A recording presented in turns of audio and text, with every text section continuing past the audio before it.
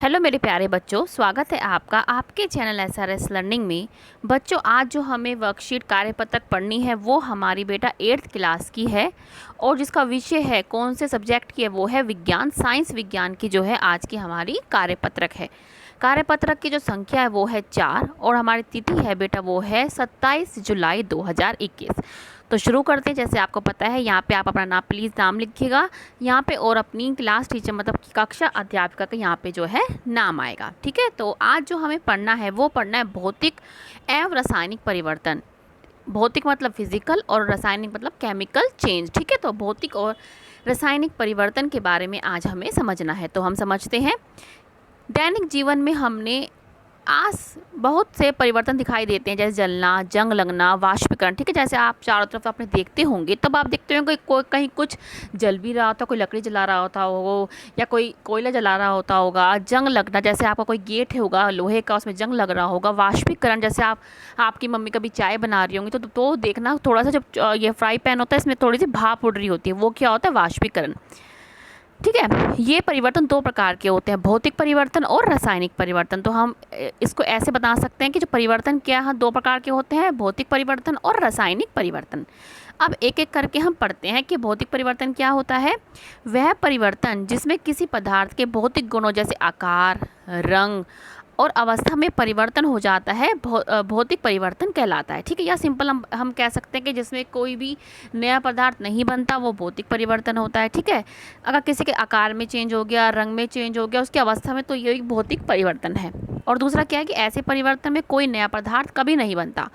जैसे कागज़ का टुकड़े करना, इससे कोई नया थोड़ी बन जाएगा। जल का भाप बनना, बर्फ़ का पिघलना। ठीक है, तो ये क्या है? हमारे भौतिक परिवर्तन। ठीक है, जैसे आपको देखो कागज़ फाड़ रहे हैं, ये बर्फ़ पिघल रहा है, ये भाप उड़ रही है। ठीक है, अब है रासायनिक परिवर्तन। वह परिवर्तन जिसमें एक से अधिक नए पदार्थ बनते हैं, इसमें क्या नए नए पदार्थ बनते हैं, उस परिवर्तन को हम बोलते हैं रासायनिक परिवर्तन। सभी नए पदार्थ रासायनिक परिवर्तनों के कारण ही बनते हैं। भौतिक में क्या था? कोई भी नया पदार्थ नहीं बनता, लेकिन जो रासायनिक था इसमें नया पदार्थ बनता है। नए उत्पादकों के अतिरिक्त रासायनिक परिवर्तन विभिन्न घटनाएं भी हो सकती हैं, जैसे ऊष्मा एवं प्रकाश का अवशोषित होना, मतलब प्रकाश का निकलना। ठीक है, जैसे आप ये देख रहे हैं कि प्रकाश का क्या है, निकल भी रहा है। किसी गैस का बनना, कोई गैस, जैसे ये देखो ये मैग्नीशियम का जला रहा है, कोई गैस बन रही है। रंग या गंध में क्या है? परिवर्तन आना। तो ये सारे क्या है? हमारे केमिकल परिवर्तन। ठीक है बच्चों, तो क्या हमने अब तक क्या बताया कि नए उत्पादकों के अतिरिक्त रासायनिक परिवर्तनों के निम्न घटनाएं भी हो सकती हैं, जैसे ऊष्मा का निकल, जैसे ऊष्मा निकल रही है, किसी गैस का बनना, रंग या गंध में परिवर्तन होना। ठीक है, यहाँ पे देखो रंग आपका इसमें क्या चेंज हो जाता है।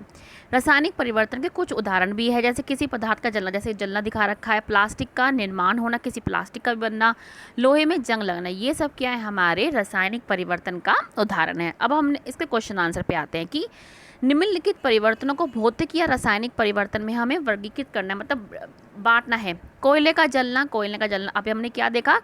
किसी भी पदार्थ का जलना क्या होता है? वो रासायनिक परिवर्तन होता है। तो कोयले का जलना क्या है?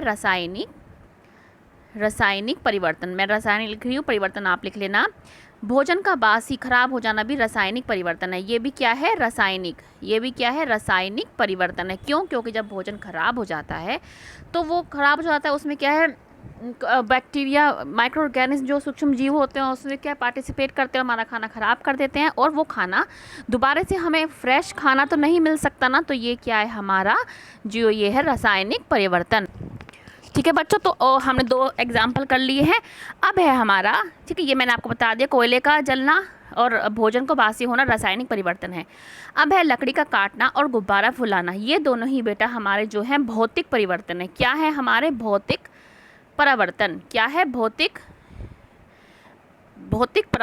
परिवर्तन है। ठीक है, क्यों है भौतिक परिवर्तन? क्या है? लकड़ी का काटना, लकड़ी जब आप काटते हैं तो क्या इसमें कोई नया पदार्थ बनता है? नहीं ना। तो ये क्या है? हमारा भौतिक परिवर्तन। और गुब्बारे को फुलाना, जब आप गुब्बारे को फुलाते हो, जैसे आपका ऐसा गुब्बारा होता है, ठीक है, जब आप इसको फुलाते हो तो ये क्या है? ऐसा बड़ा हो जाता है। ठीक है, लेकिन इसमें कोई नया पदार्थ तो नहीं बन रहा। और भौतिक परिवर्तन में आपने क्या पढ़ा था कि आकार का बड़ा, अगर आकार चेंज हो जाए तो भी वो क्या है? भौतिक परिवर्तन हो रहा है। जैसे आपने ये देखा था ना, जैसे वह परिवर्तन जिसमें किसी पदार्थ के भौतिक गुण जैसे आकार, रंग और अवस्था में परिवर्तन हो तो वो भौतिक परिवर्तन कहलाता है। तो गुब्बारे में क्या है सॉरी, गुब्बारे में क्या है, उसका आकार बढ़ रहा है। और लकड़ी का क्या है, अगर कोई ऐसी लकड़ी है तो उसको हम काट रहे हैं तो वो छोटी हो रही है। तो ये हमने क्या है, ये दोनों क्या है बेटा, भौतिक परिवर्तन, और ये आगे वाले दोनों क्या है, रासायनिक परिवर्तन। अब आते हैं दूसरे क्वेश्चन पे।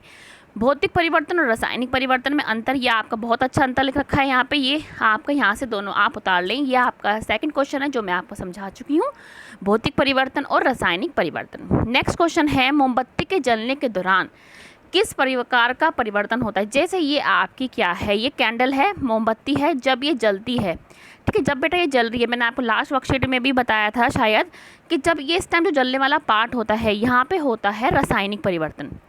रासायनिक परिवर्तन, क्योंकि जब ये जल रहा है तो क्या है, कार्बन बन रहा है, और ये वापस जो आपकी लो है, ये जो जल चुकी है वापस नहीं आ सकती।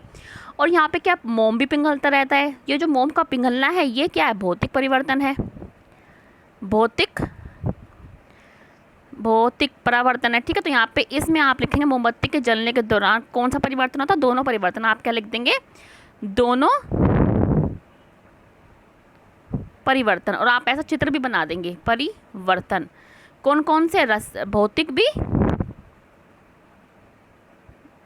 और रासायनिक भी। और आप इसके साथ जो मैंने आपको डायग्राम बनाया था वो भी आप बना देना, क्योंकि जब हम डायग्राम बनाते हैं तो उससे हमारा क्वेश्चन बहुत ही अच्छा हो जाता है, ठीक है। तो बच्चों ये आपकी आज की वर्कशीट है, उम्मीद है कि आपको अच्छी लगी होगी। और साथ में नियमित रूप से अपने हाथ को साबुन व पानी से जरूर धोना, क्योंकि आपको पता है कोविड बहुत फैल रहा है, ठीक है। इसको नियंत्रण में लाने के लिए हमें ये प्रिकॉशंस, ये सावधानी बरतनी होगी। मिलते हैं आगे की वर्कशीट के साथ। अगर आपको हमारा पढ़ाना अच्छा लगा हो और जो नए बच्चे हमारे वीडियो में को देख रहे हैं, प्लीज़ हमारा चैनल सब्सक्राइब कीजिएगा। साथ में बेटा वीडियो को लाइक भी ज़रूर कर देना, अगर आपको अच्छा लगता है तो लाइक ज़रूर कीजिएगा। काश डिसलाइक कोई भी ना आए, हमने कोशिश तो पूरी करी है, लेकिन आपकी मर्जी है, आपको जैसा लगता है आप ज़रूर बताना। मिलते हैं आगे की वर्कशीट के साथ। बाय बच्चों।